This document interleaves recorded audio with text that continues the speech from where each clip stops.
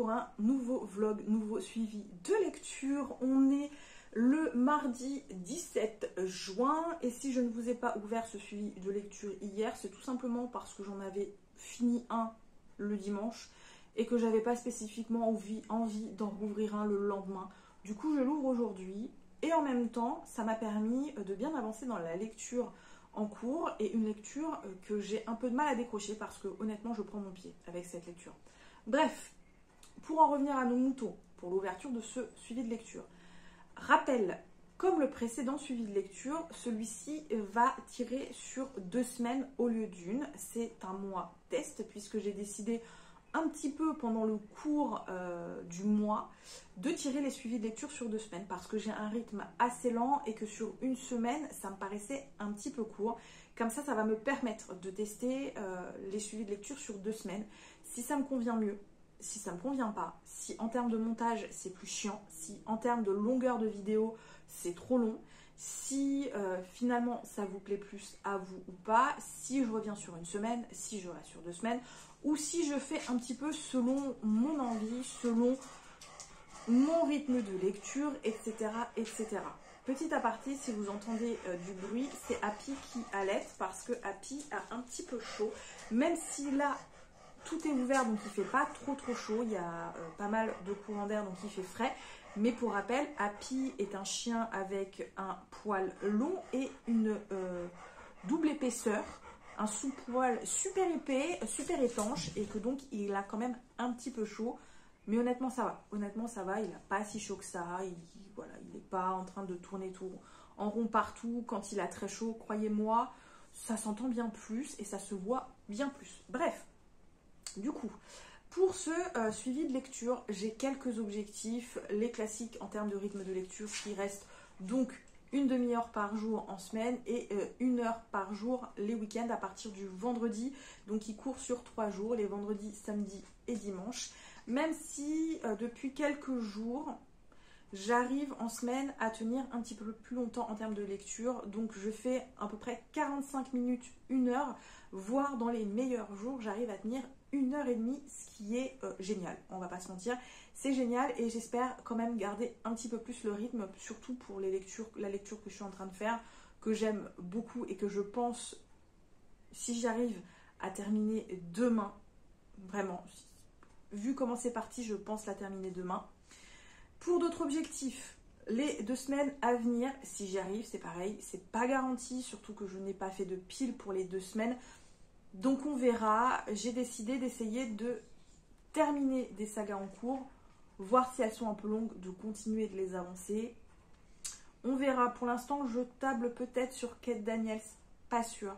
Mais en tout cas sur des sagas en cours qui sont là dans ma bibliothèque depuis Pétaouchnok, que j'aime bien et que j'ai mis en pause pour je ne sais quelle raison, alors que c'est des lectures que j'aime. Voilà, c'est des lectures que j'aime, surtout que je culpabilise un petit peu d'entamer de nouvelles sagas alors que j'en ai d'autres que j'aime et qui attendent que je les continue. Voilà, j'entame encore d'énièmes sagas alors que je n'ai pas terminé les autres et du coup j'ai tellement de sagas en cours que c'est absolument catastrophique.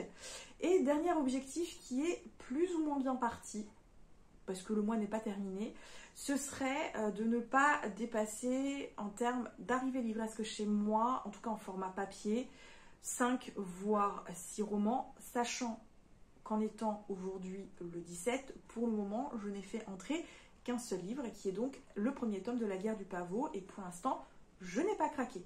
Sachant que j'ai précommandé un livre que je devrais recevoir incessamment sous peu, j'espère, même si Amazon ne m'a toujours pas envoyé le mail comme quoi le livre est parti, et j'en ai également obligatoirement prévu un 3e qui devrait arriver pareil à la fin du mois, donc c'est les 3 priorités, voire une 4e, mais pour la 4e, je ne suis pas très sûre, pour en tout cas le mois de juin.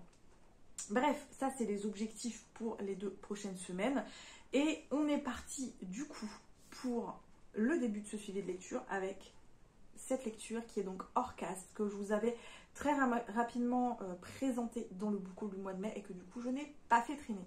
J'avais pas réalisé que l'autrice avait sorti 2 autres romans. Je savais qu'elle en avait sorti un autre que j'ai vu sur Amazon, qui n'est plus trouvable en format papier, mais qui est très facilement trouvable, du coup en format électronique, qui est La Cité de Brume, si je me souviens bien, qui est un mélange, si je ne me trompe pas, de fantasy et de science-fiction. Et j'ai tilté après que j'avais déjà un autre roman dans ma bibliothèque, qui est donc Code Ardent, publié dans la même maison d'édition, qui me fait super envie, qui est un post-apocalyptique pour le coup, un petit peu à la Mad Max.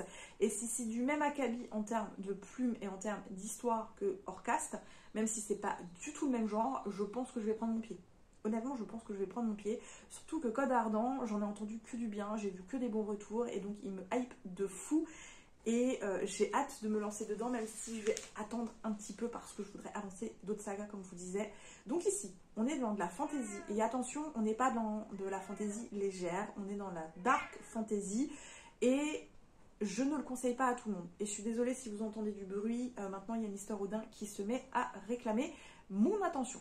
Bref, ici, on va aborder des thèmes, des sujets qui sont assez durs et que donc je ne conseille pas à tout le monde. On n'est pas dans du young adulte et on n'est pas dans de la romantasy, on est dans de la dark fantasy adulte. Et donc, on parle de meurtre, on parle de combats assez sanglants avec boyaux, tout ça, hein, clairement. On parle de torture physique, on parle de torture psychologique, et quand je vous parle de torture, c'est de la torture. Hein. C'est pas juste je te frappe un petit peu sur la tête pour que t'aies mal. Non, non. Je vous parle d'énucléation, d'amputation à vif, ce genre de choses. On va parler également d'agression S et d'agression V. On va parler de traumatisme, on va parler de guerre, on va parler de stress post-traumatique, on va parler de discrimination selon ses penchants, on va parler de discrimination selon dans quelle caste on est tombé, voilà, puisqu'ici c'est un système de caste, et on va parler également des conséquences de cette discrimination qui sont très violentes par moments, mais vraiment très très très violentes. On va parler de meurtre, et quand je parle de meurtre, je parle de meurtre. C'est-à-dire que c'est normal, voilà, là-dedans, il y a un passage où on va parler d'une chose, mais vraiment... Moi-même, voilà, j'avais envie de taper. J'avais envie de taper quelqu'un tellement ça m'a foutu en rogne. Ça m'a pris au trip. Donc vraiment, faites attention parce que je ne pense pas qu'il plaira à tout le monde par ce fait-là, par la façon dont les choses sont abordées, par la façon dont les choses sont montrées. Alors attention, on n'entre pas non plus dans des détails énormes, mais c'est dit, c'est mentionné, c'est montré, et ça reste assez visuel dans ce roman, donc voilà. Bref, ça c'était pour les mises en garde de départ. Maintenant, en termes d'histoire, on va donc suivre Suel. Suel, il est né dans la caste, dans le clan Feli, puisque le pays où on le rencontre, c'est Emrune. Et donc Emrune, il y a 4 grandes, on va dire, espèces. Et dans ces 4 grandes espèces, donc il y a différents clans, et dans les différents clans, plus on a la capacité d'absorber de la magie, plus on est haut placé. Moins on a la capacité d'en emmagasiner et de faire de la magie, plus on est bas dans le clan. Et si on est incapable de faire de la magie, si on est incapable d'absorber la magie ou le mana, comme c'est dit dans ce roman, on est hors caste. Et hors caste, c'est la pire chose qui peut vous arriver. Donc on va suivre Suel. Suel, lui, est un hors caste. Il a réussi à survivre pendant 15 ans. Là, il a une trentaine d'années quand on le rencontre. Les personnages sont adultes, je le précise. Ce ne sont pas des jeunes gens de 18-20 ans. Ce sont des personnages qui ont la trentaine. Et ça, déjà, ça fait du bien. Donc, Suel, on le rencontre, il est pourvoyeur. C'est-à-dire qu'en gros, lui, son boulot, c'est d'aller chercher des pierres qu'on lui demande. Des pierres qui ont des particularités selon la pierre et selon le besoin qu'on en a. Et donc, il gagne un petit peu sa vie comme ça. Un jour, il va rencontrer un jeune homme qui se fait nommer Ténèbres, qui ne vient pas du même pays, qui n'a donc pas la même culture, qui ne comprend pas forcément comment fonctionne Emrune. Et tous les deux vont très vite se lier d'amitié parce que tous les deux se traitent d'égal à égal, et ça fait beaucoup de bien à nos deux protagonistes. Et Donc Ténèbres, lui, il est là pour un sujet bien particulier qui est une pierre qu'il dit être consciente. Sauf que Suel et Ténèbres vont se retrouver impliqués dans une histoire politique du clan de Suel qui va les emmener quand même assez loin et qui va les mettre très fortement en danger. Je m'arrête là pour le résumer. Vous n'avez absolument pas besoin d'en savoir plus. Et honnêtement, on a un roman qui est très bien construit. On a une très très jolie plume. On a un univers qui certes se déroule sur un seul tome, mais qui est plutôt bien construit, qui est plutôt bien amené, qui est plutôt assez développé. J'aimerais en voir un petit peu plus parce qu'en un seul tome, on ne peut pas développer tout. Et autant vous dire que l'autrice nous balade pas mal dans les terres en fait. On voyage d'un pays, d'une ville, d'un clan à un autre et je trouve que c'est tellement bien fait. On rencontre tout un tas de protagonistes secondaires qui sont certes secondaires mais qui sont quand même assez travaillés selon leur importance et même si on ne peut pas trop en détailler, ce sont des personnages qui ont des vrais caractères et qui ont une certaine profondeur même s'ils sont secondaires et ça franchement je kiffe du feu de Dieu. On a toute cette caste, toute cette hiérarchie qui est extrêmement bien développée, extrêmement bien amenée, extrêmement bien faite. On a vraiment des enjeux politiques et des enjeux sociétaux qui se développent au fur et à mesure de ce roman. Et l'autrice aborde vraiment des thèmes de discrimination et la façon dont chacun voit comment l'autre est traité. Et parfois, quand on vient d'un autre pays, on ne comprend pas ça, c'est pas compréhensible. Et je trouve que c'est très bien fait, c'est très bien amené également, parce que c'est dénoncé, ça reste dénoncé. Et les deux protagonistes qui sont de deux cultures différentes, qui viennent de deux pays différents, tous deux ont des traumatismes énormes. Ils ont vraiment subi des choses dans leur vie qui sont très lourdes, sont vraiment très difficiles et qui ont d'énormes conséquences encore au jour d'aujourd'hui. C'est compliqué pour tous les deux de vivre, de se construire et d'avancer avec ce qu'ils ont subi et avec le fait qu'ils doivent se reconstruire et souvent ils doivent se reconstruire seuls. C'est-à-dire qu'ils ne peuvent pas parler de ce qu'ils ont subi et c'est d'une violence et c'est extrêmement bien amené et c'est dénoncé et pourtant c'est tellement bien fait, je trouve, que moi vraiment c'est des personnages qui me touchent parce qu'à travers ces personnages, l'autrice démontre, dénonce et en même temps elle leur permet d'évoluer, elle leur permet petit à petit de se pardonner et d'avancer, de ne plus rester coincé en arrière, même si je suppose qu'arrivé à la fin de ce roman, tout ne sera pas réglé pour eux. On a une relation amoureuse qui se développe entre nos deux protagonistes principaux et encore là, ça reste compliqué parce que ils ont leurs propres blessures, leurs propres cicatrices et leurs propres stress post-traumatiques qui ont encore des conséquences aujourd'hui. Donc nouer une relation alors qu'on est deux personnages brisés par la vie, c'est compliqué, c'est très très compliqué. On a également des relations amoureuses, sensuelles, entre les deux protagonistes et je les ai trouvées extrêmement belles, en tout cas pour l'instant je les trouve extrêmement belles dans le fait que les relations qui sont intimes entre ces deux personnages apportent quelque chose à l'histoire. C'est pas juste des relations sexuelles, je vais le dire, des relations je vais pas y arriver, des relations S. Pour des relations S, c'est vraiment des relations qui amènent quelque chose aux protagonistes, qui permettent aux protagonistes de se construire, d'évoluer et de nouer une relation. Il n'y a pas de dominant, de dominé entre les deux. Ce sont deux personnages qui vont se parler, qui vont apprendre à se connaître à travers leurs relations, à travers les relations plus poussées, etc., etc. Vraiment, j'ai adoré. Je trouve que ce sont des personnages extrêmement touchants, extrêmement attachants. Maintenant, l'intrigue est également extrêmement bien faite, même si un peu longue à se mettre en place. Même si, voilà, c'est distillé au fur et à mesure des pages, elle est un peu longue. Voilà, elle est un peu longue et je pense que ça ne plaira pas forcément à tout le monde parce que, du coup, l'intrigue, on a l'impression qu'elle est mise en arrière-plan, mais non, c'est pour mettre un petit peu plus de pression au fur et à mesure des pages, au fur et à mesure des chapitres. au fur et à mesure que l'histoire avance. Et donc là, on sent qu'on approche quand même de la fin, que des choses sont en train de se dévoiler, etc. etc. C'est très bien fait. Honnêtement, c'est très bien fait. Je prends mon pied avec cette lecture. Honnêtement, je prends mon pied. Voilà, j'ai presque terminé. Il me reste une centaine de pages. Je vais le bouffer demain et même peut-être ce soir.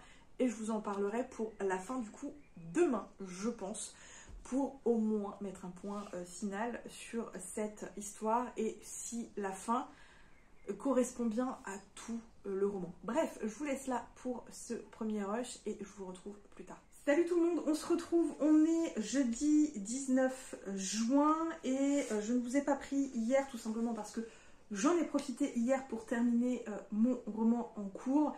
Je suis désolée pour la dégaine, mais il fait chaud et donc je me mets assez à mon aise. Et croyez-moi, mon chien aussi le sent qu'il fait chaud, même si j'essaie de le mettre le plus au frais possible, bah, il a quand même un peu chaud. Hein. Donc si vous l'entendez halter, faire beaucoup de bruit, c'est normal. Donc ne vous inquiétez pas, il va bien. Tous les ans, il a chaud à cause évidemment de l'été et de la chaleur, vu qu'il a un gros sous-poil extrêmement dense et qu'il a déjà le poil de base extrêmement long et épais. Mais voilà, il y a des solutions pour le rafraîchir, donc on ne s'inquiète pas, Happy va bien, même si vous l'entendez beaucoup halter.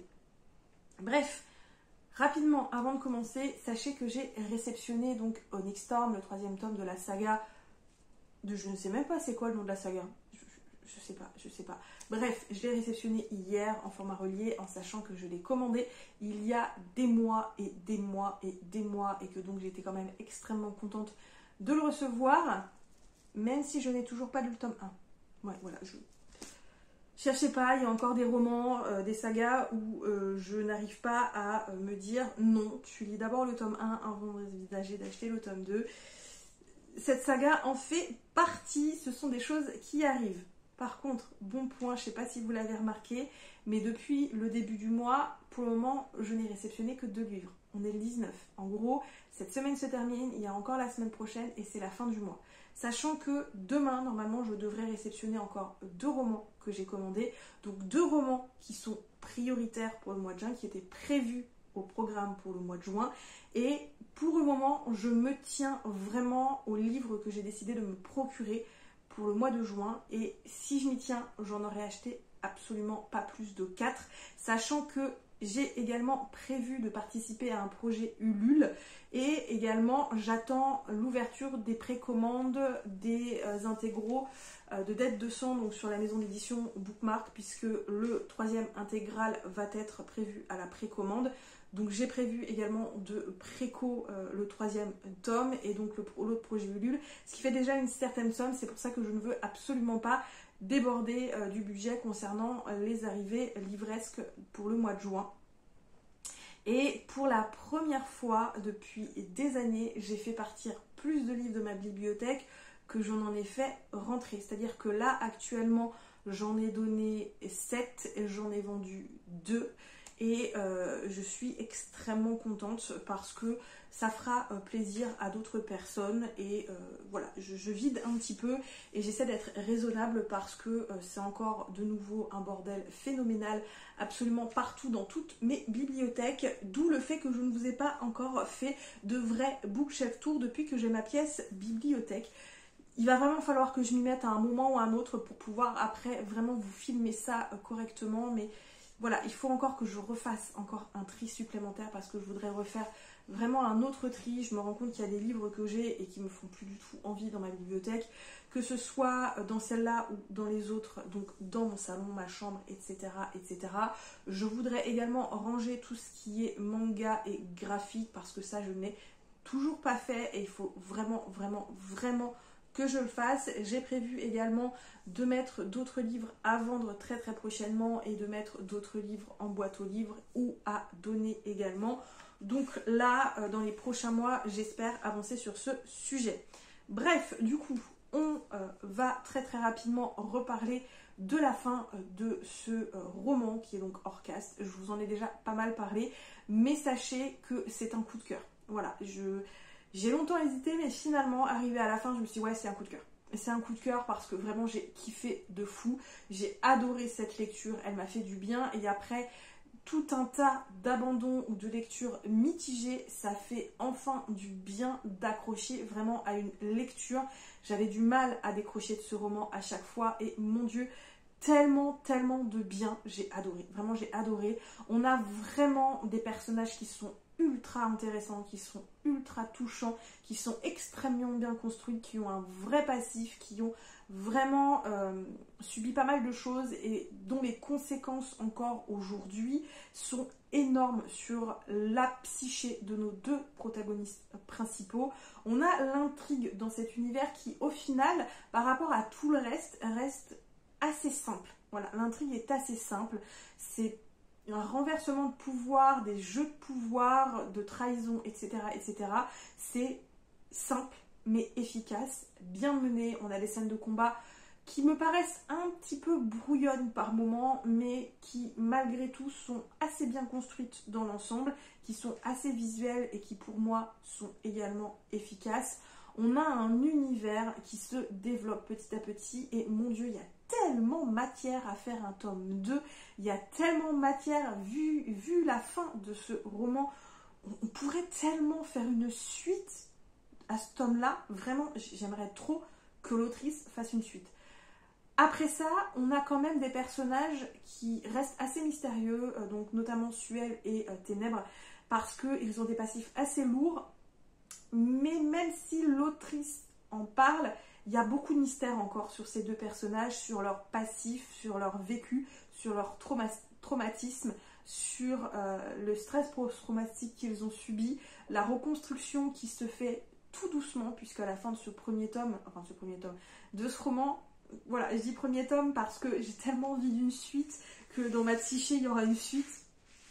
Donc à la fin de ce roman, on a quand même deux protas qui, on sent qu'ils vont mieux à la fin de ce roman, j'allais encore dire premier tome, mais que tout n'est pas au beau fixe. Il y a beaucoup de choses à reconstruire, beaucoup de choses qui n'ont pas encore été guéries, qui n'ont pas encore cicatrisé, mais les traumatismes se sont faits sur des années, ils ont chacun leur passif, c'est compliqué pour eux malgré tout de temps en temps de se parler mutuellement, de pouvoir se construire ensemble, mais ils y arrivent. C'est une relation qui se construit en douceur et elle est tellement crédible, cette relation, je trouve. Elle est tellement touchante, elle est tellement belle. On a deux personnages qui essaient de se comprendre, on a deux personnages qui évoluent ensemble, qui apprennent ensemble, qui se reconstruisent ensemble et qui guérissent ensemble, et ça j'ai trouvé que c'était trop beau.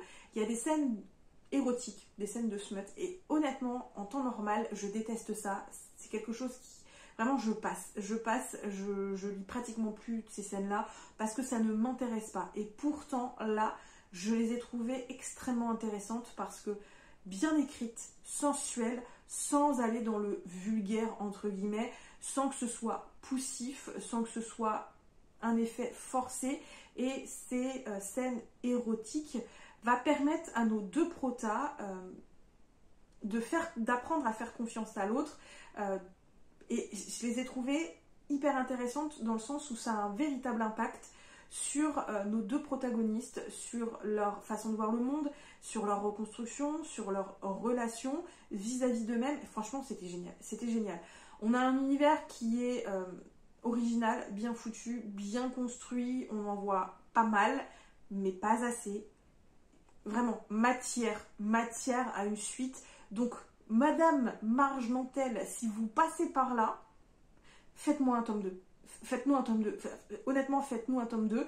Surtout que j'ai Code Ardent dans ma bibliothèque et qu'il va falloir que je lise parce que si c'est du même acabit en termes de plumes, en termes d'intrigue, en termes de perso, je vais adorer. Je vais adorer, surtout qu'en plus c'est du post-apocalyptique. Je surkiffe le post-apocalyptique et qu'il me fait envie depuis que je me le suis procuré. Donc voilà.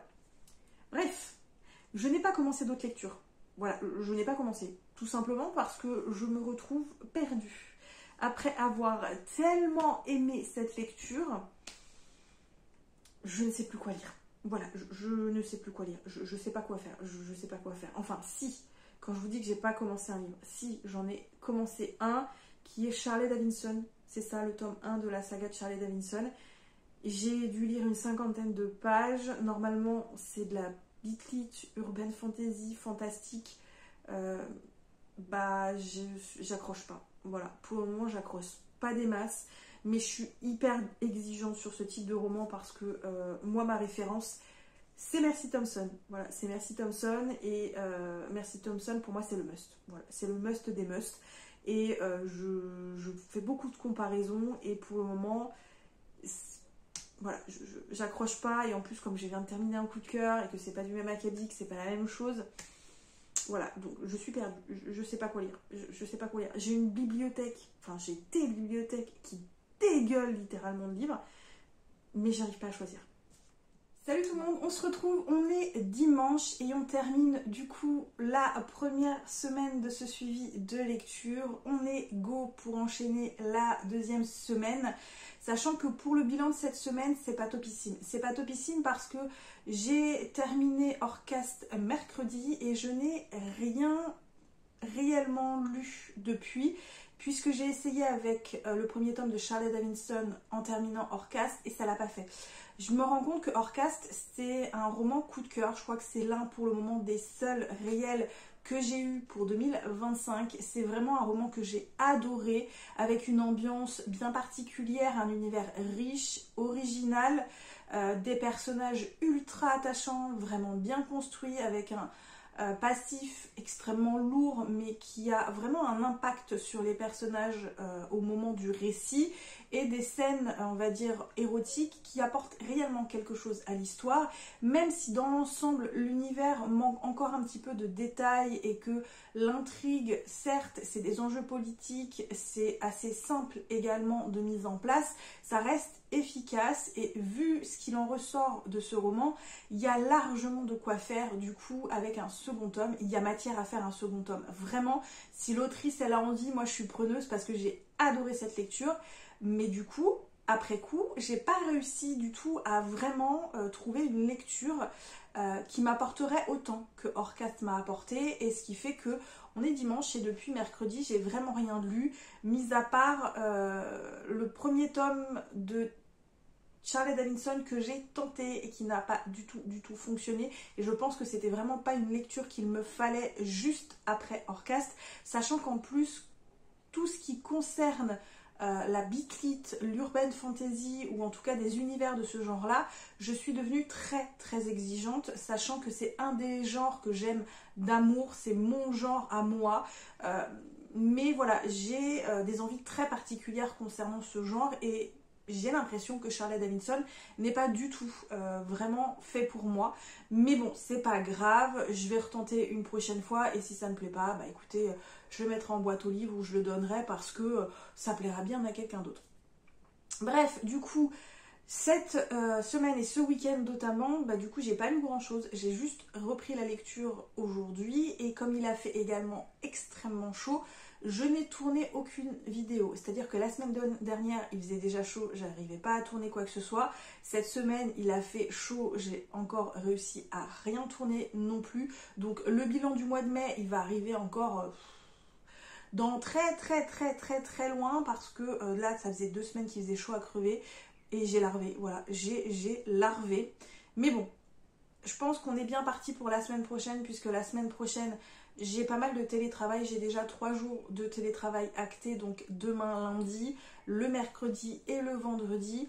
Le jeudi c'est pas encore acté, peut-être que je télétravaillerai et peut-être pas, donc ce sera une semaine qui sera peut-être un peu moins fatigante dans le sens où j'aurai du coup pas les transports en commun, mais comme ça commence en termes de congés, on sera en sous-effectif, je pense qu'il y aura quand même pas mal de taf. Mais bon, c'est pas grave, on verra bien. Et du coup, pour la semaine prochaine, j'ai quand même quelques objectifs. Je me suis fait une petite pile à lire pour les semaines à venir et pas uniquement pour la semaine prochaine. Des livres qui me font très envie à l'instant T. Peut-être que mes envies changeront. Et je suis également dans l'optique d'avancer des sagas et d'en terminer, puisque c'est un petit peu l'objectif des prochaines semaines, de terminer un petit peu des sagas, parce que je me rends compte que cette année, j'ai pas beaucoup avancé les sagas, j'ai pas beaucoup terminé de sagas et que j'aimerais un petit peu rattraper le coup. Bref, avant de commencer, vendredi, j'ai réceptionné du coup 2 romans, donc 2 priorités, et je pense que ce sera tout pour le mois de juin.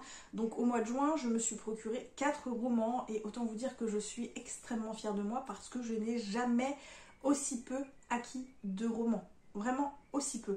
Mais dans tout ce que j'ai acheté donc pour le mois de juin, il n'y a que des formats reliés. Donc le premier, c'était un achat que je voulais faire depuis un moment puisque je me suis reprocuré le tome 1. J'ai donc acheté le tome 2 de The Bone Season, donc ici l'ordre des mines de Samantha Shannon, parce que pour rappel, j'avais les formats reliés de l'ancienne édition que j'ai revendu parce que je savais que forcément l'autrice, quand elle allait sortir la suite de sa saga, ce serait publié donc dans cette édition chez De Saxus, et clairement elle est super belle cette édition, et comme j'aime trop cette saga, je me suis dit que dans la plus belle édition, c'était mieux. Donc voilà, celui-ci, il me le fallait, c'est pas la priorité du jour, mais c'est une saga que je me procure petit à petit, donc en format relié. Et le second, c'est celui-ci que je ne pouvais absolument pas manquer. Il s'agit donc de Quelque part de l'autre côté de la mer, qui est la suite de La maison au bout de la maison au bord de la mer céruléenne. C'est ça, je crois. Oui, je sais plus vraiment, mais ça doit être à peu près ça. J'avais adoré le premier tome, j'ai vraiment kiffé La Found Family, j'ai adoré l'histoire d'amour, j'ai adoré les personnages, c'est du T.J. Klune, et vous le savez, moi, T.J. Klune est un de mes auteurs favoris, donc forcément, il me le fallait. Donc ici, on se retrouve, je ne sais pas si c'est quelques semaines, quelques mois, quelques années après, mais on va se concentrer notamment sur Arthur Parnassus, qu'on rencontrait du coup dans le premier tome, qui est un petit peu le papa adoptif des enfants dans cette maison perdue au milieu de nulle part, donc de ces enfants un petit peu particulier. Il est un petit peu, voilà, le gardien de cet orphelinat, mais il se considère un petit peu comme le papa, et on apprend dans le premier tome qu'il s'est passé quelques petites choses qui ont eu un impact sur lui des années plus tard, et donc là, dans ce tome-là, on va lui permettre de raconter ce qu'il s'est passé, sauf que malheureusement pour lui, il va y avoir une nouvelle nomination en tant que directrice du ministère de la Jeunesse Magique qui va lui mettre des bâtons dans les roues, et lui qui cherche à adopter un autre enfant, c'est un petit peu compliqué. Mais bref, c'est du T.J. Klune, je ne m'inquiète pas, ça va faire partie de mes priorités très très prochainement parce que j'ai pas envie de le faire traîner tellement j'ai aimé le premier tome. Rapidement, on va parler des livres qui me font envie du coup pour les semaines à venir, avant de vous parler un petit peu de la lecture que j'ai reprise cette semaine, et des livres que je vais peut-être pas enchaîner directement tout de suite, mais les livres qui me font le plus envie et dans lesquels je vais, je pense, je mâche mes mots, je mélange mes mots, piocher du coup dans les prochaines semaines. Je vais du coup essayer d'enchaîner les tomes 2 et 3 des maîtres enlumineurs. Donc ici dans le tome 2 c'est le retour de Hiérophante, donc de Robert évidemment Jackson Bennett. J'avais eu un coup de cœur énorme pour le premier tome et j'attendais d'avoir le troisième tome avant de pouvoir enchaîner la saga, et du coup le troisième tome qui est très gros par rapport au deuxième, il s'agit donc des Terres closes qui va clôturer cette saga, et je vous avoue que j'aimerais également terminer cette saga parce que je voudrais lire son autre saga qui est donc les cités divines, je crois. Donc le premier c'est la Cité des Marches, le deuxième c'est la Cité des Lames. Donc j'ai déjà ces 2 tomes là dans ma bibliothèque et j'attends vraiment avant de me procurer le troisième tome qui est la Cité de je ne sais plus quoi, je pourrais plus vous dire, mais j'aimerais vraiment terminer cette saga avant d'enchaîner avec l'autre. Voilà, un petit peu dans l'optique de ne plus acheter de façon un peu compulsive et vraiment d'être assez raisonnable. J'aimerais également pour cet été, pour moi ça fait un peu partie des lectures d'été, commencer cette saga qui est donc le premier tome des aventures de Wild et Chase, donc à la poursuite de l'Atlantide de Andy McDermott. Je crois que c'est composé de 4 tomes, je pensais avoir le dernier mais je pense que c'est l'avant-dernier que j'ai dans ma bibliothèque. Donc ici on va se consacrer à l'Atlantide, pardon. On est clairement dans de la vibe Indiana Jones et je trouve que ça fonctionne très très bien l'été, ce genre de roman un petit peu d'aventure à la recherche des choses un petit peu perdues et vraiment il me hype de fou. Celui-là je vais essayer de le lire assez rapidement parce que je vous assure qu'il me fait très envie et j'ai pas envie d'attendre. Je vais également lire cet été, je pense, assez rapidement, donc La Revanche d'un blond de Robbie Couch. Donc ici on est dans du young adulte, boys love, voilà, avec deux jeunes hommes qui vont tomber amoureux. Clairement un petit peu roman d'adolescence, mais clairement qui fait un peu vibe été. Je trouve déjà la couverture pour moi fait très estival. Donc ici on va suivre un jeune homme qui s'appelle Blaine, qui est un artiste dans l'âme, qui sort avec un jeune homme qui s'appelle Joey. Et Joey va le larguer parce qu'il le reproche d'être trop immature et du coup Blaine va très mal le prendre et va donc décider de se présenter à l'élection de représentant des élèves, je pense, dans son lycée, et il va donc être en concurrence avec le nouveau petit ami de son ex, et clairement il a l'intention de récupérer son ex, mais les choses ne vont pas se passer comme prévu, j'en sais pas plus. C'est petit, c'est pas gros, je pense que ça va se lire vite, c'est feel good, ça fait du bien, donc très envie de le lire. Autre roman dans l'esprit été, vibe estivale, il s'agit donc de celui-ci qui traîne dans ma pile à lire depuis bien 2 ans et il me faisait très envie à ce moment-là, il me fait encore très envie, donc c'est People We Meet on Vacation de Émilie Henry, donc aux éditions Hauteville. Je n'ai rien lu d'elle, de cette autrice en tout cas, et c'est le premier roman que je vais lire. Apparemment c'est une autrice qui est plutôt pas mal plébiscité. Donc ici on va suivre Alex et Poppy qui tous les ans partaient en vacances. Ils ne se voyaient pas de l'année, mais tous les ans ils partaient en vacances ensemble et ça se passait bien jusqu'à quelques années plus tôt. Et Poppy veut essayer de renouer avec Alex et de repartir en vacances avec lui parce qu'elle en a besoin. Et voilà, on est clairement dans la vibe estivale et il me fait super envie. Je pense pas le lire là très prochainement, mais voilà, je pense qu'il va être lu cet été parce que j'ai bien envie également un petit peu de vibe un petit peu plus douce, un petit peu plus été, même si j'ai encore envie de vibe souffritude. Mais je peux faire les deux, voilà, je peux faire les deux. Et dernier roman que je vous présente qui me font envie cet été, que je vais essayer de terminer au moins dans les 3 prochains mois. Il s'agit évidemment de Kate Daniels avec donc le tome 9, Liens magiques. Et le tome 2 qui est, si je vous le montre pas à l'endroit, Triomphe magique. Voilà, pour terminer la saga et enchaîner donc avec les autres romans qui composent un petit peu l'univers. Il y a notamment un spin-off avec Hugh d'Ombre qu'on rencontre dans les tomes de Kate Daniels. Je pense qu'on peut lire le premier entre le tome 8 et le tome 9 ou le tome 9 et le tome 10, je ne sais pas. Je ne l'ai pas encore, mais ça ne serait tardé. Avec également les nouvelles des récits de la forteresse. Il y a également une suite à la saga de Kate Daniels, donc j'ai le tome 11 dans ma pile à lire, où c'est quelques années plus tard, il me semble. Le tome 12 est sorti, il faut également que je me le procure. Et il y a également une saga spin-off avec Julie, qui est donc, pour rappel, la fille adoptive de Kate Daniels, qui se passe également des années plus tard. Et j'attends vraiment de terminer la saga de Kate Daniels pour pouvoir me procurer ceux qui me manquent et enchaîner ceux qui me manquent, parce que c'est un univers que j'aime d'amour, c'est un univers absolument dinguissime où on n'a pas le temps de s'ennuyer, des personnages qui en valent vraiment la peine. On a de vraies évolutions puisque ça se passe quand même sur quelques années, ça ne se passe pas sur 6 mois. Il y a 10 tomes et oui, les années se sont écoulées puisque je crois que quand on rencontre Kate Daniels, elle doit avoir 25 ans et à la fin du 10e tome, elle a une trentaine d'années, je crois. Donc vraiment, ça se passe sur plusieurs années, mais c'est une saga que je trouve absolument géniale. Bref, je vous ai assez tenu en blabla qui n'était pas de mes lectures en cours, voilà.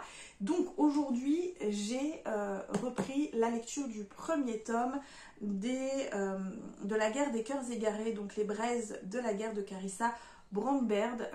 J'ai lu une centaine de pages, donc j'ai plutôt bien avancé. Il me reste quand même pas mal, je crois que c'est un roman qui fait 600 pages au moins, je ne sais plus exactement combien de pages il fait. Oui, il fait 600 pages et j'en suis à peu près à 420. Et je l'avais mis en pause pour je ne sais plus quelle raison, peut-être parce que ça faisait un petit peu trop longtemps que j'étais dedans, je ne sais plus. Mais sachez que j'aime beaucoup. Là on est dans la partie 2, j'avais mis en pause un petit peu avant la partie 2. Donc là on est dans la partie 2, on est vraiment dans un retournement de situation auquel je ne m'attendais pas vraiment, pour tout vous avouer, et je trouve que c'est une bonne surprise. Voilà, c'était une bonne surprise, surtout que la première partie commençait à être un petit peu longue, même si j'aimais bien. Donc là, on a un retournement de situation, une petite révélation auquel je ne m'attendais pas, qui en fait relance un petit peu l'histoire et un petit peu l'intrigue. Là, je pense qu'on va rentrer très rapidement dans le vif du sujet, puisque notre Tisana, donc Tisana, notre protagoniste féminin, va accepter quelque chose, mais elle ne va pas juste accepter sans contrepartie, ce qui fait qu'elle ne part pas complètement anéantie, ou entre guillemets, elle ne part pas complètement avec rien dans les mains, elle part plutôt confiante. Et voilà, il se passe déjà pas mal de choses dans cette deuxième partie, je n'en sais pas plus que ça.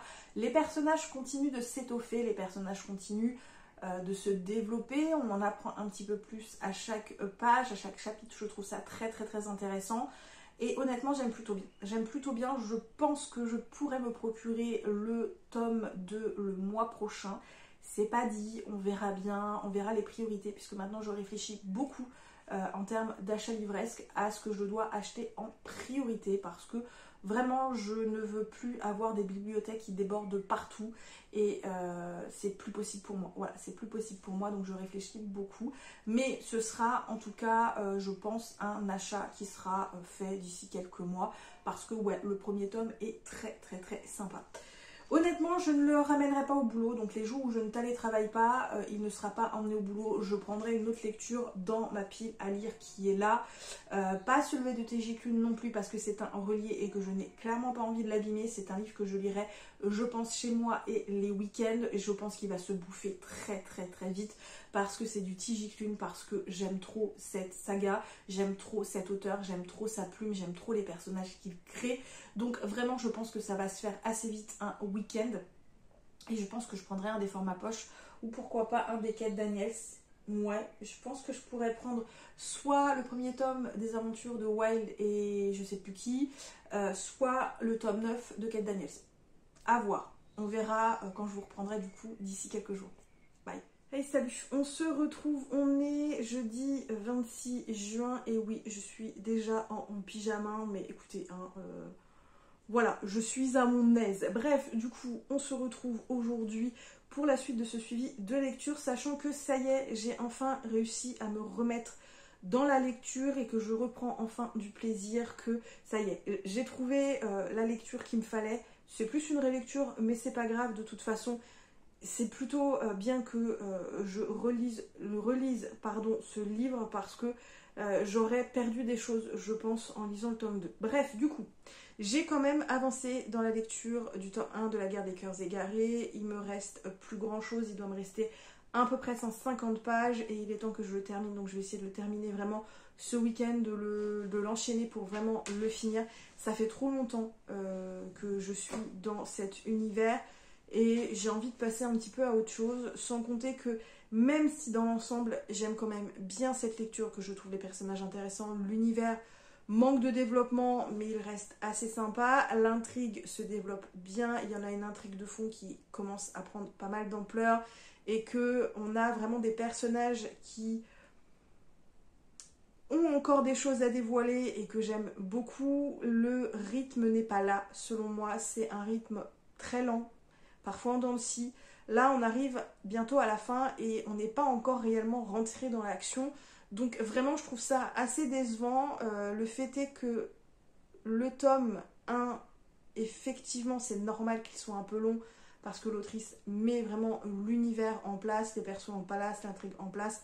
Pas de souci que ce soit un peu long à commencer, mais je trouve que du coup, le rythme a été assez lent tout le long du roman, même s'il se passe quand même des choses, si on a des révélations et que les retournements de situation font avancer l'intrigue et font avancer l'histoire, ça reste quand même un rythme assez lent, et je trouve ça un petit peu dommage, parce que du coup il se passe pas grand chose, et je crois que c'est ça qui fait que j'ai du mal également un peu à le terminer, mais ça reste quand même assez sympa. C'est un défaut, mais c'est pas grave, je le terminerai ce week-end. En tout cas, je vais essayer de le terminer ce week-end pour aller vite et pour pouvoir passer à autre chose.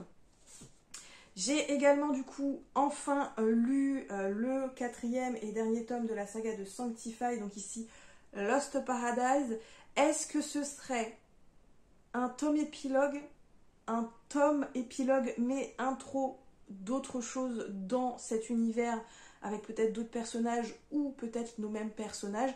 Je ne sais pas, mais ça met réellement un point, je dirais, un peu plus final à tout ce qui s'est passé dans les 3 précédents tomes, puisque le 3e tome se termine quand même avec un petit cliffhanger et qu'on se dit il faut quand même une suite. Donc pour rappel, ici on suit le jeune homme brun qui est exorciste, puisqu'on est dans un univers où effectivement tout le monde sait que les démons existent, etc. etc. Et les exorcistes sont réputés pour en gros avoir été tués dans une vie précédente, en général de façon extrêmement violente, et qu'ils ont donc été ressuscités pour devenir exorcistes et donc exorciser les démons. Et il va rencontrer ce jeune homme blond, ils vont avoir une histoire, un passif expliqué dans le 3e et dernier tome, que j'ai trouvé assez intéressant, mais voilà, la fin était en cliff, et là, enfin, on a vraiment, on va dire, une épilogue à l'intrigue de la trilogie principale, à savoir, on peut également considérer que ça introduit peut-être autre chose dans le même univers. Mais je suis pas sûre qu'il y ait autre chose. En tout cas, ça met un petit point final et ça m'a fait du bien parce que j'ai aimé retrouver les personnages, j'ai aimé retrouver cet univers assez sombre, assez glauque par moments, parce que c'est vraiment pas joyeux. On parle quand même de sacrifice, de mort, de malédiction, enfin bref, c'est pas joyeux du tout. Mais ça reste un univers que j'ai beaucoup aimé. Donc si les auteurs refont quelque chose dans cet univers, je pense que j'irai les yeux fermés. Et donc, ma lecture et relecture en cours, c'est La maison au milieu de la mer céruléenne de T.J. Klune. Je l'ai commencé hier et je l'ai plutôt bien avancé puisque je suis à 137 pages. Je suis au chapitre 7 et honnêtement, j'aime toujours autant. Voilà, c'est une relecture mais j'aime toujours autant.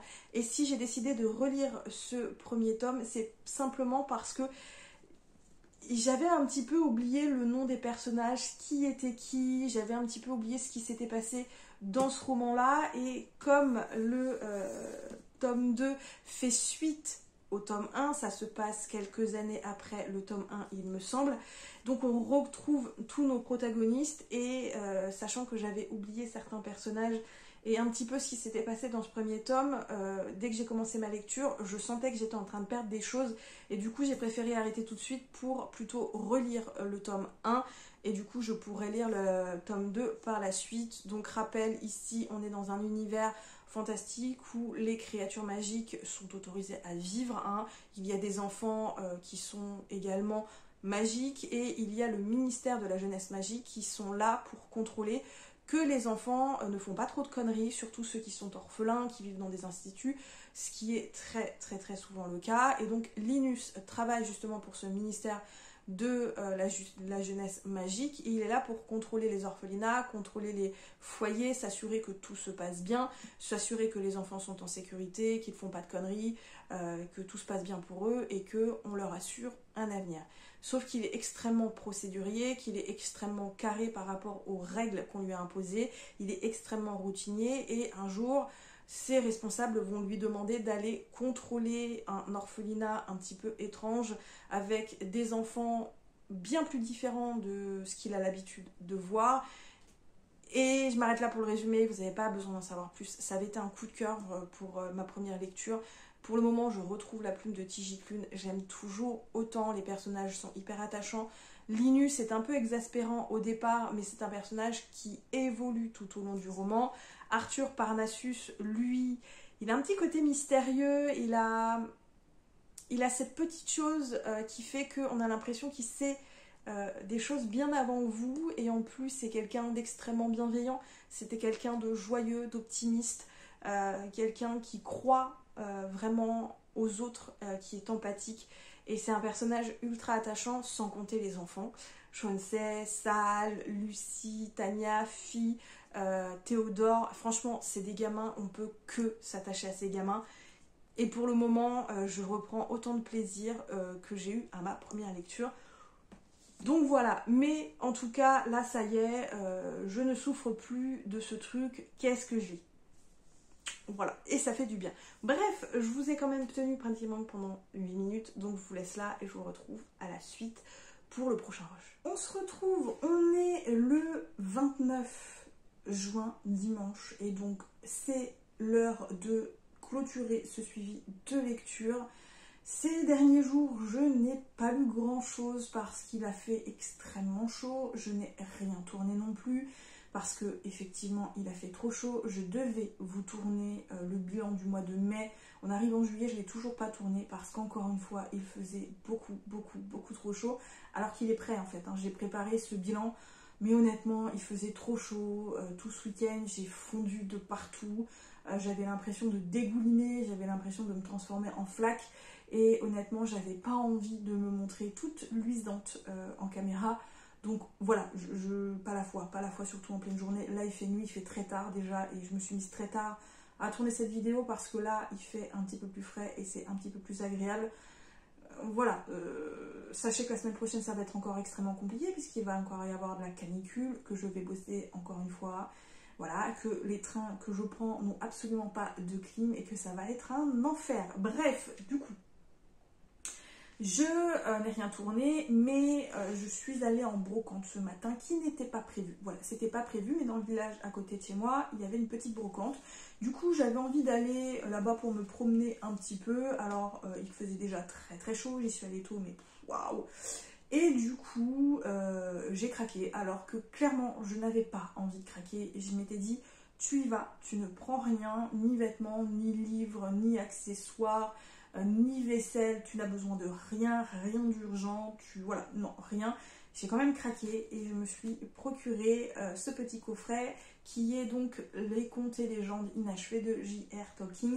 Donc vraiment avec les 3 tomes qui sont donc des petites nouvelles, donc premier, deuxième et troisième âge. Et je l'ai eu pour 40 centimes, donc évidemment ça n'a pas été trop dur de craquer. J'ai regardé les livres à l'intérieur, ils sont en très bon état. Le coffret a pris un petit coup, mais honnêtement, les livres, nickel. Donc vraiment, je regrette pas, je vais pouvoir les lire parce qu'en fait, je les ai jamais vus. Et que même si j'adore Le Seigneur des Anneaux, je n'ai jamais vraiment élargi mon horizon sur le sujet. Donc il est temps et je suis plutôt contente, sachant que du coup, au mois de juin, j'ai été extrêmement raisonnable en termes d'arrivée livresque, puisque je ne me suis procuré, donc avec celui-là que j'ai acheté aujourd'hui, 5 livres. Voilà, et le coffret, je le compte comme un seul, parce que c'est vraiment des petits livres et ça fait juste un livre. Voilà, ça fait un livre, c'est que des nouvelles. Donc vraiment, je suis extrêmement satisfaite de moi. Et pour la première fois depuis très longtemps, j'ai fait sortir de ma bibliothèque, en tout cas de mes bibliothèques et de ma maison, plus de livres que je n'en ai fait rentrer. J'en ai fait partir à peu près une dizaine, que ce soit des livres que j'ai donnés ou que j'ai vendus. Et vraiment je suis très contente de moi. Alors l'objectif n'est pas de vider ma bibliothèque ou mes bibliothèques, l'objectif est surtout d'avoir des bibliothèques qui ne dégueulent plus. Littéralement, je ne peux plus voir mes bibliothèques qui dégueulent, j'en ai marre, je veux être raisonnable, je veux avoir de la place dans mes bibliothèques pour ranger des nouveaux livres. Je fais le tri régulièrement mais pas assez parce que le problème c'est que je ne lis plus autant qu'avant, mais j'ai acheté beaucoup trop de livres par rapport à ce que je disais et j'ai des livres qui traînent depuis tellement longtemps et qui au bout de 4-5 ans ne me font plus envie, donc je les ai achetés et à ce moment là ils me faisaient envie mais j'ai pas lu. Finalement au bout de 4-5 ans ça me fait plus du tout envie, donc je les ai achetés pour rien. Et du coup l'optique est vraiment de ne plus avoir une bibliothèque qui déborde et du coup de me montrer raisonnable sur ce sujet là. Bref, en termes de lecture, cette semaine, j'ai commencé un nouveau webtoon, encore, qui est donc The Regressed Mercenary as a Plane, il me semble que c'est ça, sur la plateforme Webtoon, encore, qui a sorti à peu près une 40aine de chapitres, il me semble, ouais c'est ça, une 40aine. J'ai bien aimé, pour l'instant j'aime bien, je trouve ça assez sympa à lire. Alors, honnêtement, il y a beaucoup de clichés, c'est déjà du vu et revu dans l'ensemble. Il y a des choses qui ne me plaisent pas spécifiquement, mais pour le moment, je passe un très bon moment. C'est hyper divertissant et ça me plaît plutôt bien, donc je pense que je vais continuer, on verra comment la chose évolue. Donc ici on va suivre un jeune homme, en tout cas un jeune homme, un homme au tout début, donc dans l'intro, qui est en train de se faire battre et qui est en train de mourir. Il est mercenaire et il a passé des années et des années à essayer de venger la mort de sa famille, la destruction de son duché, et malheureusement il s'est fait avoir et il est en train de perdre et il ne va pas avoir sa vengeance. Sauf qu'au moment de mourir, il va retourner dans le passé quelques mois avant que tout ne parte en vrille, et on apprend qu'en fait c'était un jeune homme trouillard qui se laissait faire, qui dilapidait tout l'argent de son père, et donc il décide réellement de reprendre sa vie en main, de protéger sa famille, de protéger son duché, de protéger les gens qu'il aime et d'obtenir vengeance. Et donc on a vraiment un webtoon qui parle de stratégie, qui parle de combat, qui parle de complot, qui parle vraiment de ces choses-là, et j'aime plutôt bien tout ça, mais c'est quelque chose que j'ai toujours bien aimé, surtout en webtoon ou en manga. Je trouve que c'est très lisible, ça se lit bien, ça se lit vite, c'est hyper divertissant, il y a beaucoup de combats, des stratégies, donc c'est plutôt cool. Maintenant, il y a des petites choses que je n'aime pas, les personnages pour beaucoup sont très clichés. On a également, je trouve, des corps qui sont un petit peu trop disproportionnés, notamment les corps des hommes qui sont extrêmement musclés, que je trouve une tête petite sur des corps, mais vraiment parfois beaucoup trop musclés. Les femmes, encore une fois, ce sont des femmes érigées un petit peu en objets, sexualisées à fond, avec des paires de nibards qui limite n'existent pas, des tailles très étroites, des hanches larges, voilà. J'en ai un petit peu marre de voir ce genre de personnages féminins. Alors attention, ce sont des personnages féminins qui sont forts, qui ne se laissent pas faire, c'est pas des princesses en détresse, mais j'en ai un petit peu marre de voir la représentation féminine de cette façon-là dans les boys love, dans les webtoons. Vraiment, ça me fatigue. Enfin bref, réduire les femmes en objets, c'est un peu fatigant, voilà, ça me agace beaucoup, mais bon, mis à part ça, ça reste quand même assez divertissant, donc je vais continuer, on verra bien comment les choses évoluent. Bref, du coup, cette lecture, je ne l'ai pas avancée du week-end, je l'ai avancée un petit peu cette semaine, mais il me reste toujours à peu près 150 pages, et c'est fou, mais ce premier tome me donne un mal de chien. Je pense que je suis trop restée dans le premier tome et du coup j'ai trop de mal à le terminer, ça m'agace. J'aimerais vraiment le terminer, donc je vais essayer de le terminer le week-end prochain, parce que là je retourne travailler au bureau, donc ça va être un petit peu compliqué de l'emmener au boulot, je ne veux pas. À côté, j'ai recommencé la lecture du tome 1 de La Maison au milieu de la mer céruléenne. Il s'avère que j'ai donc terminé ce week-end, extrêmement satisfaite. Encore une fois, de ce roman, j'ai adoré, les personnages sont... Vraiment, même si peut-être un chouïa moins que la première fois, mais parce qu'il n'y a pas la découverte, vraiment j'ai adoré. J'ai adoré, les enfants sont hyper géniaux.